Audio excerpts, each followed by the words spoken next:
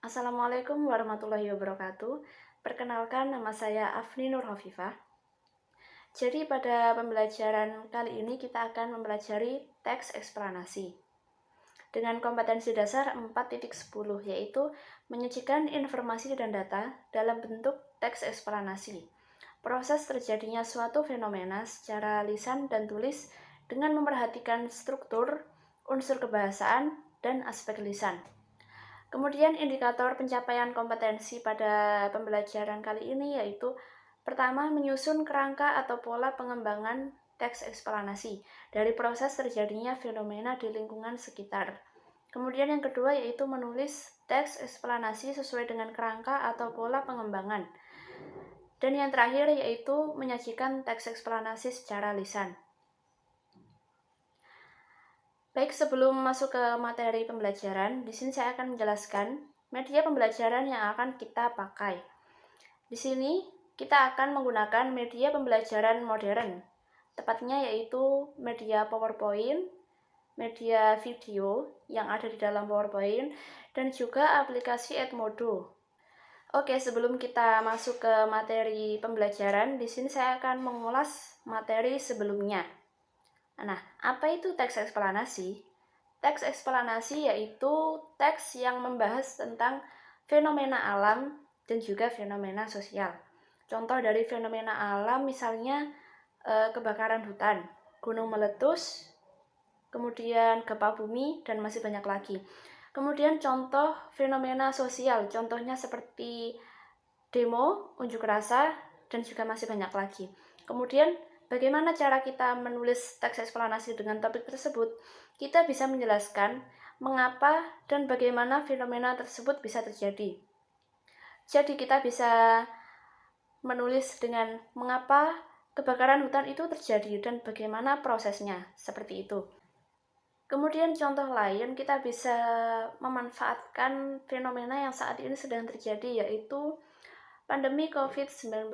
Kita bisa menulis teks eksplanasi dengan topik tersebut. Kita bisa menjelaskan mengapa dan bagaimana COVID-19 itu bisa terjadi.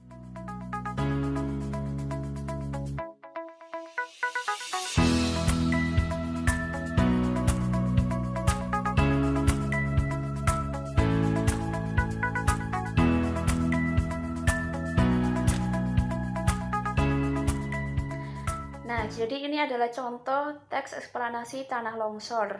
Jadi di teks eksplanasi ini terdiri atas deretan penjelas, interpretasi, dan juga kesimpulan.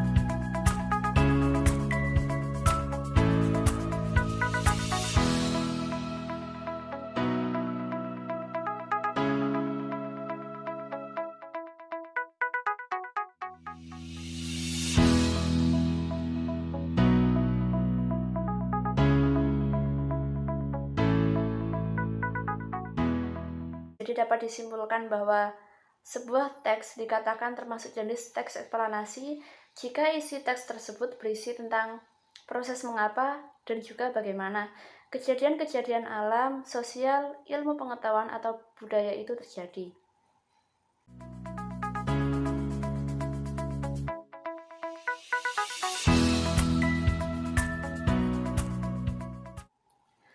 Kemudian selanjutnya, bagaimana langkah-langkah menulis teks eksplanasi?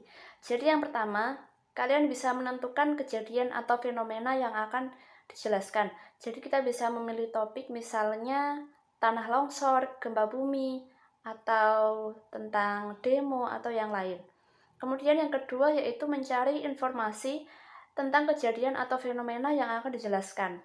Nah, informasi tersebut bisa didapatkan melalui wawancara secara langsung atau observasi ataupun bisa didapatkan dengan studi pustaka. Kemudian yang ketiga yaitu mulai menulis dengan membuat kerangka teks eksplanasi. Nanti akan dijelaskan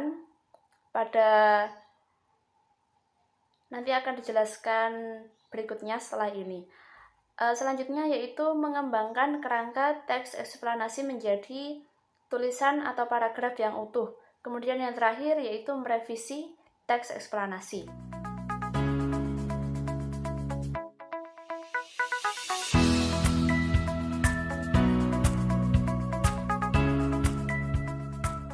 Nah, ini adalah contoh kerangka teks eksplanasi. Jadi, ini adalah contoh teks eksplanasi tentang fenomena sosial pengamen jalanan. Kita bisa menyusun kerangka dengan menulis yang pertama yaitu pengertian pengamen jalanan. Kemudian yang kedua, faktor-faktor penyebab pengamen dipandang negatif oleh masyarakat. Kemudian yang ketiga yaitu ragam latar belakang pengamen jalanan. Jadi dari mana mereka berasal. Kemudian yang keempat yaitu pendapat masyarakat terhadap pengamen, entah itu stigma positif ataupun negatif. Kemudian yang kelima yaitu artis-artis papan atas yang pernah berprofesi sebagai pengamen jalanan.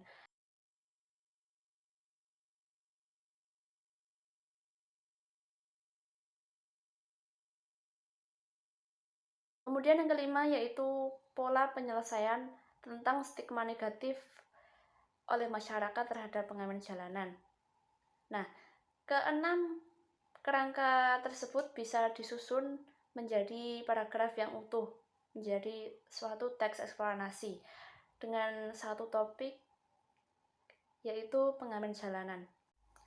Nah, setelah kalian mengetahui bagaimana langkah-langkah menulis teks eksplanasi dan juga apa saja isi dari kerangka teks eksplanasi, selanjutnya kalian bisa mengerjakan latihan mandiri, yaitu membuat kerangka teks eksplanasi sesuai dengan topik yang sudah saya sediakan di aplikasi Edmodo. Jadi setelah membuat kerangka teks eksplanasi, kalian bisa submit di aplikasi Edmodo. Kemudian dari kerangka tersebut, di pertemuan berikutnya kalian bisa mengembangkan menjadi teks eksplanasi yang utuh. Dan kemudian teks eksplanasi tersebut akan dipasang di majalah dinding sekolah. Nah, kemudian media pembelajaran yang akan kita pakai selanjutnya yaitu aplikasi Edmodo. Mungkin bagi kalian masih asing, jadi saya akan menjelaskan sedikit tentang aplikasi Edmodo. Jadi aplikasi Edmodo adalah perusahaan teknologi pendidikan yang menawarkan alat komunikasi, kolaborasi, dan pembinaan untuk guru dan sekolah K13. Jadi aplikasi ini dapat mempermudah pembelajaran daring. Jadi guru bisa memberikan tugas melalui aplikasi ini, kemudian siswa dapat mengakses dari mana saja dan juga kapan saja. Kemudian siswa bisa mengumpulkan sesuai dengan waktu yang telah ditentukan oleh guru. Nah, kemudian bagaimana cara menggunakan aplikasi ini? Saya akan menjelaskan cara menggunakannya. Dari mulai mendaftar atau membuat akun sampai dengan mengumpulkan tugas. Nah, jadi kalian bisa download aplikasi Edmodo ini di Play Store atau kalian bisa akses di Google, yaitu di www.edmodo.com. Kemudian setelah kalian mendownload, kalian bisa klik mendaftar akun. Kemudian pilih sebagai siswa. Nah, kemudian di situ ada memilih region, kalian bisa pilih region Indonesia. Kemudian kalian bisa memasukkan kode yang sudah disediakan oleh guru atau sekolah. Nah, kemudian kalian bisa mendaftar dengan akun email dan juga password. Nah, setelah itu ada perintah untuk verifikasi email. Kalian bisa mengecek di email kalian, di situ ada petunjuk verifikasi dan itu harus diverifikasi. Jadi email tersebut menanyakan apakah itu benar Anda yang mengakses Edmodo, begitu. Kemudian di situ ada pengawasan orang tua. Nah, itu kalian bisa mengisi nomor orang tua atau kalian bisa melewati. Nah, kemudian untuk bergabung ke kelas, kalian bisa memasukkan kode kelas yang sudah disediakan oleh guru. Setelah memasukkan kode kelas, kalian bisa menunggu persetujuan dari guru atau kalian bisa meminta persetujuan dari guru. Setelah mendapatkan persetujuan, kalian akan secara otomatis tergabung di grup atau ruang kelas yang sudah disediakan oleh guru. Setelah itu kalian bisa mengakses tugas yang sudah disediakan oleh guru dan di situ kalian bisa lihat tugasnya apa saja, kemudian deadline-nya kapan. Itu kalian bisa cek di situ. Nah, kemudian kalian bisa mengumpulkan tugas di kolom sisipkan. Kemudian kalian cari tugas mana yang akan dikumpulkan, kemudian klik kirim. Setelah itu kita tinggal menunggu penilaian atau komentar dari guru. Nah, setelah mendapatkan komentar dari guru akan muncul seperti ini. Jadi kalian bisa melihat komentar dari guru, kemudian kalian bisa memperbaiki apa saja yang perlu diperbaiki. Demikian penjelasan dari saya. Apabila ada yang kurang jelas atau ada yang perlu ditanyakan, kalian bisa menghubungi saya lewat WhatsApp atau bisa bertemu secara langsung. Demikian, apabila ada kesalahan perkataan, saya mohon maaf yang sebesar-besarnya. Wassalamualaikum warahmatullahi wabarakatuh.